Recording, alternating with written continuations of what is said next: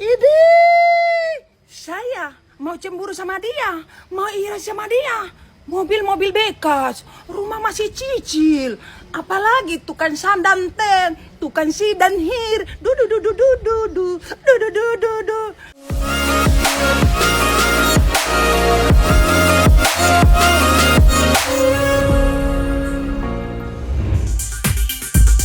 Selebtubers, sekian lama adem ayem, Ibunda Nursiah baru-baru ini kembali menjadi sorotan usai menyindir putrinya Indah Permatasari. Dalam video berdurasi 20 detik, Nursiah menyindir harta benda menantunya komedian Arie Kiting. Mulai dari mobil bekas hingga rumah yang masih dicicil.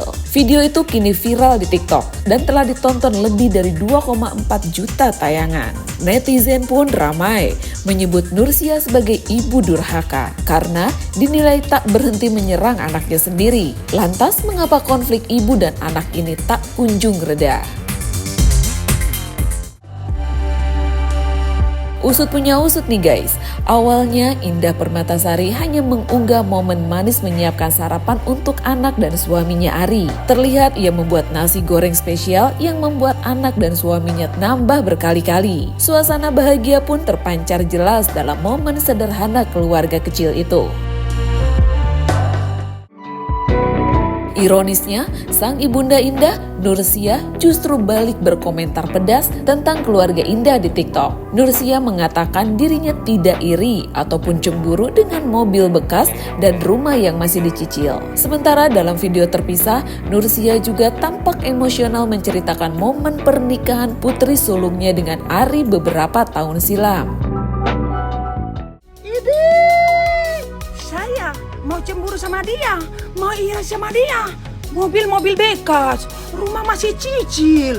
Apalagi tukang sandan ten, tukang si dan hir. Dudu dudu dudu dudu dudu dudu dudu. Mau iri. Nggak level. Hai, Indah Permatasari.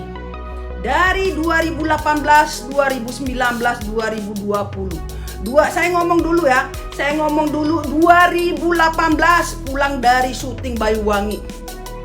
Saya sudah tidak bisa lagi antar kau. Tapi itu saya terima. Terus itu berhari-hari, berminggu-minggu, berbulan-bulan. Kau tidak bisa lagi dinasihatin. Sampai saya bermohon di bawah tempat tidurmu.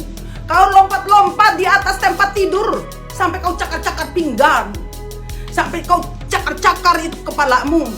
Saya bermohon begini, tapi kau tidak mau dengar. Saya bermohon jangan keluar malam, jangan keluar malam. Pergi pagi, pulang pagi, pergi pagi, pulang pagi. Syuting pun tidak mau diantar sama saya, tapi itu ku terima. Singkat cerita lagi, berbulan-bulan lagi, 2019. Awal 2019 saya pulang sama suamiku, sama anakku yang kecil. Saya pulang. Saya tidak mau lagi datang di Jakarta. Saya mau tinggal di Makassar. Tapi kau minta lagi untuk datang di sini karena kau tidak bisa lagi diatur. Tidak pernah saya sekata pun dari Makassar kau yang belikan tiket untuk tinggal lagi di Jakarta. Itu pun saya tidak ngomong apa-apa. Kau syuting tidak bisa lagi diantar sama saya terima. 2019 awal. Sudah itu lama berhari-hari, berminggu-minggu, berbulan-bulan. 2019 rumah yang kau sewa 40 juta, 50 juta 1 tahun kau tinggalin tidak. Kau kelayapan sama keriting Brekele itu. Tidak pernah saya gubris karena kau tidak bisa lagi diurus sama saya. Tuh. Sudah itu kau sewa lagi apartemen. Kau tidak kasih tahu saya tidak apa-apa. 2019 itu pun tidak saya ngomong-ngomong kepada siapapun, kepada keluargaku tidak. Saya diam karena saya sudah dikasih tahu sama Pak Kiai di Rumpin. Coba, anakmu itu sudah lupa ingatan karena dikasih mandi sama air nas. Ra. Nih. laki-laki. Tuh, tapi saya diam lagi. Kau kelayapan kemana-mana. Selama kau sewa apartemen tidak pernah saya ngomong ada set. Sampai kau minta kawin pun tidak pernah saya ngomong. Cuma saya bilang, kalaupun dia mau minta izin sama saya, adakan pengajian di rumah. Kau bilang tidak mau, oke, ku pasrahkan. Tidak pernah saya bilang begini begitu. 2018, 2019 sampai kau kawin tidak ada saya ngomong apa-apa. Karena kau tidak bisa diurus. Saya sudah pasrah. Ngerti tidak? Kalian itu tahu apa tentang Indah Permatasari sama Brekele? Saya dia membisu. Sampai dia kawin. Terus 1 hari sebelum kawin dia, saya sudah tahu tempatnya. Saya sudah tahu jamnya. Saya sudah tahu harinya. Asar di sini nih, di kamar saya ini. Dia minta izin. Saya bilang saya bisa izin. Tapi ada kan pengajian di rumah saya. Dia mengamuk. Indah Permatasari, ada Allah yang dengar. Saya habis sholat asar. Besoknya kau kawin. Saya sudah tahu tempatnya, tapi saya tidak mengamuk-ngamuk. Kau minta permisi, restu katanya. Saya kasih restu. Tapi saya bilang, ada kan pengajian di rumah, tapi kau menolak. Terus begitu, sorenya kau pergi. Besoknya kau kawin. Tidak pernah saya ngomong. Tidak pernah saya mengamuk-mengamuk. Tapi datang semua TV-TV datang di sini. Karena rumahku tidak ada pagar. Terbuka. Pagarnya pagar bambu. Pintu tidak ada. Datang semua TV. Saya cuma ngomong, biarkan.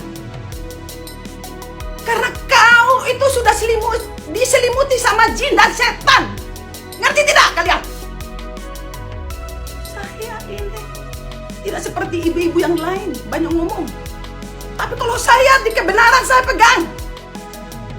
Camkan itu. Sontak, ucapan itu memancing reaksi warganet yang segera melaporkan kelakuan Nursia ke kolom komentar postingan Indah. Kak, marah-marah lagi mamanya. FYP lagi, tulis seorang netizen yang kemudian segera direspon Indah. Menariknya, Indah sendiri tampaknya memilih tak ambil pusing. Ia hanya menjawab singkat, sabar aja, ketika seorang netizen menandai dirinya soal kemarahan sang ibu. Istri Ari itu seolah tak ingin memperbesar masalah dan tetap tenang menghadapi serangan ibunya sendiri.